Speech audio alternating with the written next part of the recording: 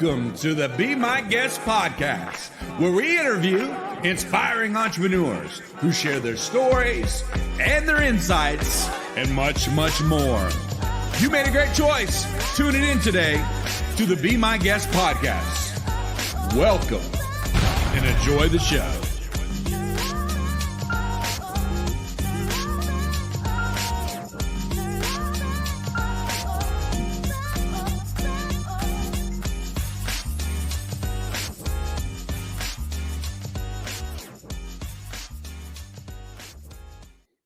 Hey guys, once again, we are here at Be My Guest podcast with another great guest and another great episode. Before we get into that, I want to remind you, if you want to be a guest on our show, to be interviewed about your business and insights and story that you have, go to our website, BeMyGuestPodcast.com, BeMyGuestPodcast.com, and click on Get Interviewed so we can connect with you and get you on the show as well. Without further ado, let me bring on our guest for today, Teresa. Teresa, thank you so much for joining us on the Be My Guest podcast. Oh, thank you for having me.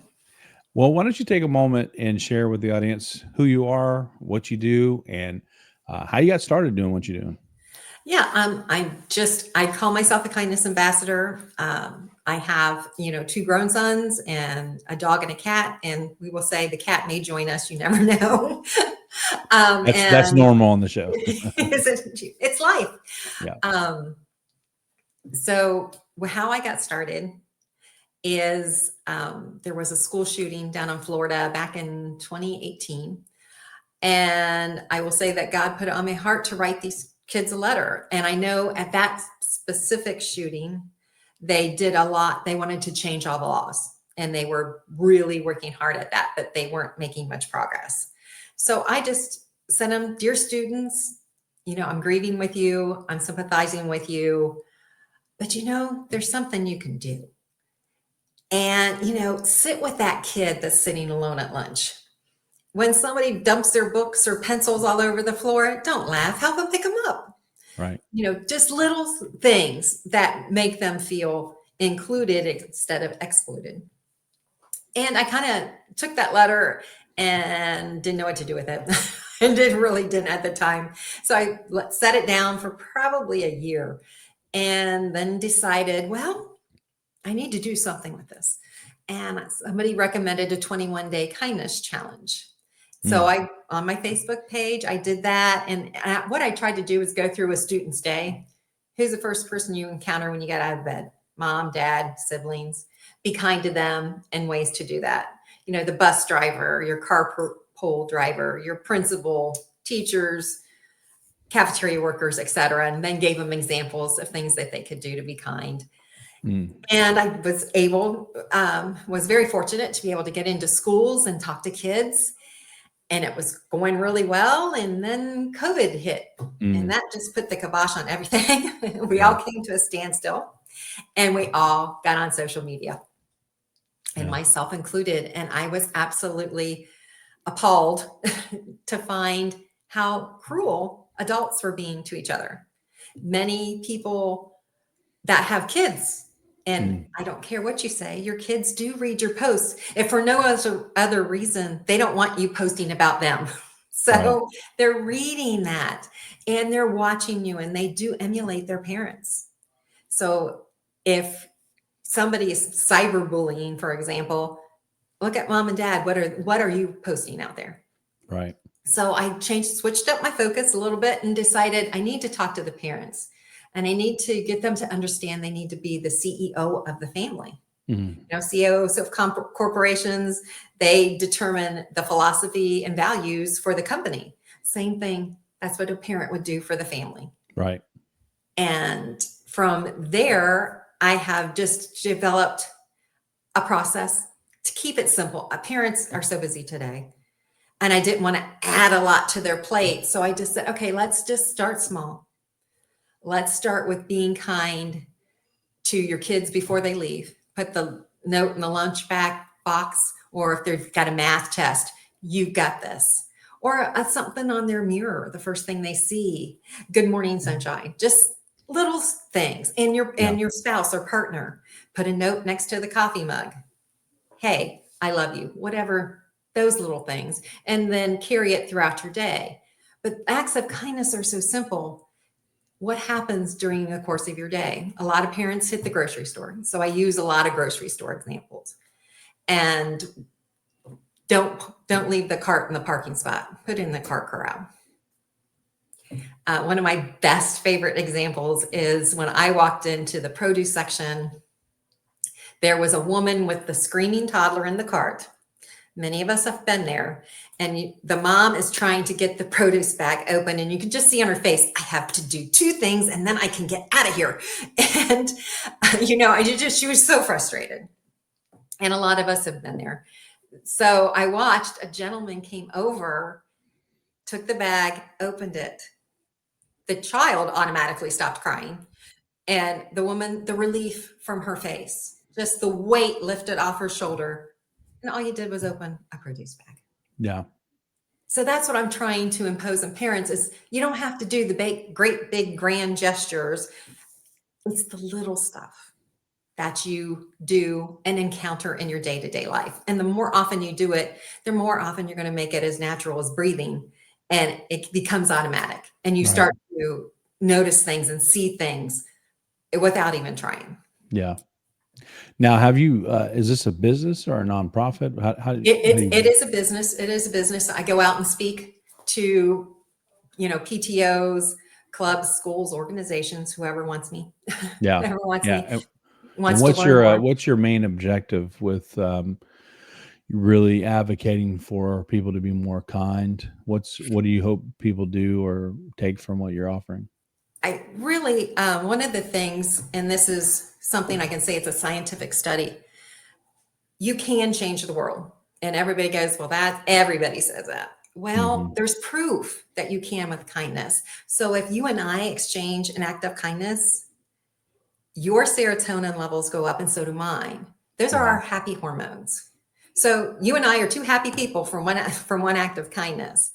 But the really fascinating thing is, if anyone witnesses that act of kindness, their serotonin levels also go up. Wow. So you've created, from one little act of kindness, you've created a room full, so to speak, of happy people. And that creates a ripple. And my vision is if everybody is creating a ripple of kindness just in their corner of the world, they don't have to go beyond that, just your own, don't go crazy in your corner. Those ripples will merge together and create a wave to wash across this country. Okay, so let me play devil's advocate. Go right ahead. For those who may have this question and they love that I ask questions that they think of but don't want to say, so I'll be the one. What does putting the cart back have to do with creating kindness? Putting the grocery cart back? Yeah. Okay. Let's talk about, you've got a mom with 3 kids in the car, and she goes in to pull into that coveted close parking spot so she doesn't have to go far. And she can't because there's a cart sitting in there. Yeah. So her frustration level goes up. If it's not there, she can whip in there, get her kids out, and be on her way. And it makes it smoother, makes it better for her. So it's kind of like planting some kindness. Planting seeds. Yeah. Gotcha. Cool.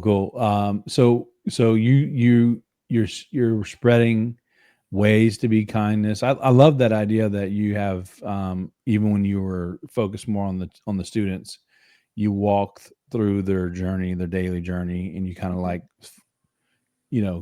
walked in their shoes, if you will, and figured out ways to kind of point out opportunities of kindness. How are you doing that with parents? Are you doing something similar? I'm doing something similar. Just like I said, okay, where do you go on your normal day? And if you have to get on the bus or on a train, say, to get to work, and there's an elderly person or somebody that's on crutches, give up your seat. Yeah. To somebody like that. It's just simple stuff, but it makes a big difference. And somebody just reminded me of this story the other day. It was a retired gentleman. He got bored, so he went and to fill his time, became a parking garage attendant. And he went on vacation for 2 weeks. Well, when he came back, his regular customer, so to speak, said, "Oh, I have so missed you. Your smile and your good morning started my day off right. And I haven't had that for 2 weeks. And Yeah. the gentleman was just like, I never knew the power I had to set someone's day off in the right direction. Right. Yeah. So like I said, it's simple. And 9 times out of 10, you don't even know you're doing it. Yeah. Can you talk more about some of the results of parents grabbing a hold of your concepts and what it's Yes, I how can. it's changed their Yeah. I circumstances? can tell you my own experience with my oldest son. He did. I didn't advocate this, but he did. He was working downtown at an event, and they tipped him. He did such a good job. They tipped him very well. And it's like midnight, 1 a.m, and he's walking back to his car. Like I said, I didn't advocate this, but someone approached him and asked him for money. And he said, oh yeah. And I don't know how much money he gave, but he made somebody else's night, maybe fed somebody for the day. I know I had niece, and this is all family. I used my family because they're the ones that come up with a lot of the examples. 6-year-old nephew, they had done fall cleanup that year, and he looked over at Mr. Jones's yard, and he knew that he had broken his leg, and he was not getting around. Mr. Jones was not getting around very well. So, hey, Dad, why don't we go clean up Mr. Jones's yard? And he said, sure. And they dragged the 4-year-old sister with him, and they all went, and Mom was inside with the baby. And when they got done, Mr. Jones was thrilled because he didn't know how he was going to make that happen. And Mom made hot chocolate, and it was just a fun day. Yeah.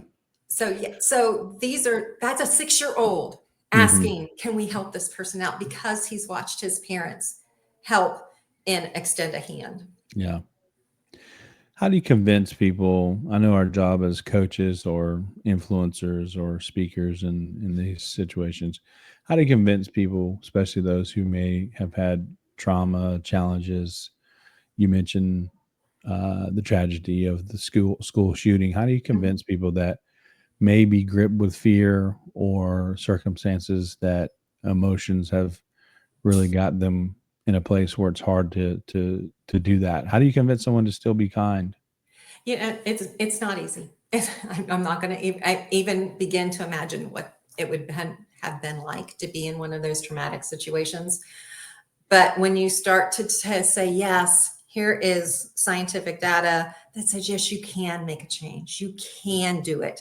And here I'm showing you, these are kids that are making a difference all the time. And it's baby steps. It's baby steps. And I always recommend, if someone is still in that fear mode, that you need to consult a professional to get past that as well. Right. But in the meantime, you can just try it out. Put your toe in the water, and like I said, baby steps to make things happen. That's pretty powerful to give them the recommendation to try it. Right. Try kindness. Yeah. Just goes a long way. Just do a little thing. Have you found any examples of when people are kind, even when they don't want to be, or when they don't have the energy to be, how it positively affects them? Yes, it does. I just use myself because I've had it where I was exhausted. I was not looking for anybody to be kind to. I just wanted to, and someone surprised me and bought my coffee.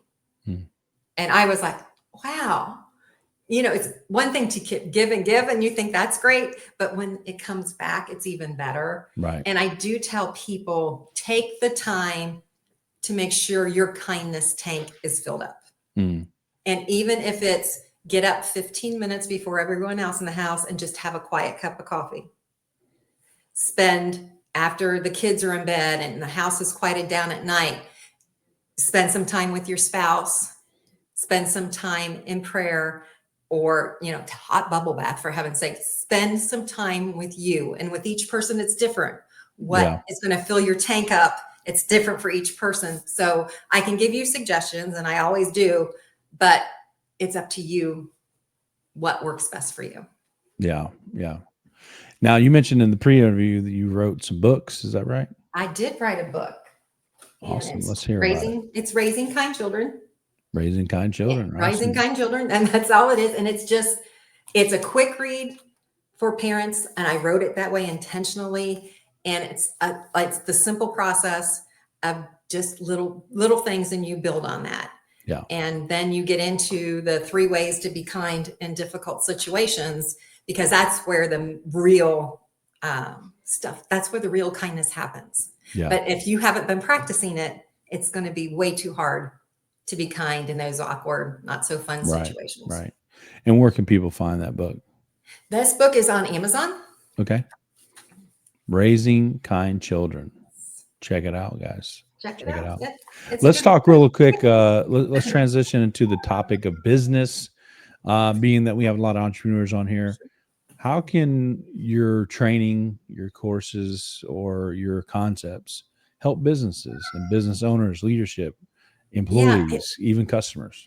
Yeah, it's and I kudos to customer service people who are on the phones all day long with everybody and their brother coming at them. I think that's probably one of the most difficult jobs out there. Yeah. And I think in those situations, or the situation where the coworker comes up and they're just yelling at you, and you're like, what the heck? And your first reaction is, I'm going to yell back, because you have no right to talk to me that way. And what I say, again, because you've practiced, you take that pause, take that deep breath, let them finish. Same thing with customer service line. Let them finish. How can I help you? Mm-hmm. What is it I can give to you? And it changes the whole thing, because then they're like, oh, well, they're not going to yell back at me or hang up on me, or whatever the case may be. And then like, oh, you can help me. I can ask. They gave me permission to ask for help. Didn't think I had that before. Yeah. Yes.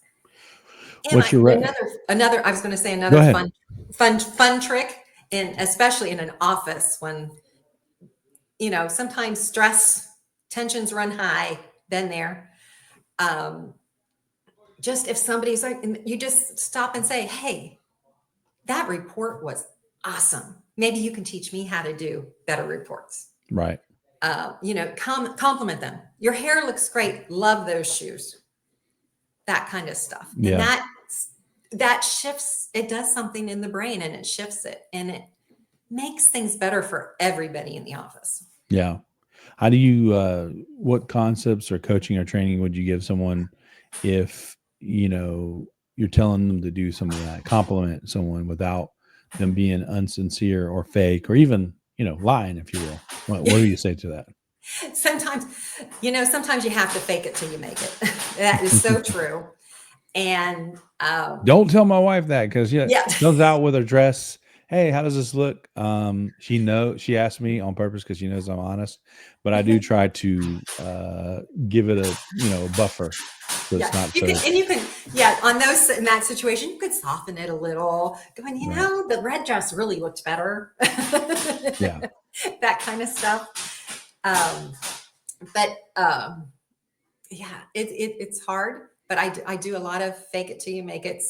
And how do you say that? Is it better to be right? Say you're in an argument. Is it better to be right, or is it better to be kind? Good question. Yeah. Yeah. And one of my favorite quotes is by W.C. Fields. Just because you're invited to an argument doesn't mean you have to attend. And sometimes even in office situations, you do have to have those difficult conversations sometimes. But if it gets too heated, say, okay, let's take 5 and revisit it. Give everybody a chance to calm it down and reapproach it from a more constructive way. Yeah. Not always easy, not always doable, but if you can do it, I strongly recommend that. Yeah, those are good. These are write down moments here. Love it. So again, let's talk a little more business on here.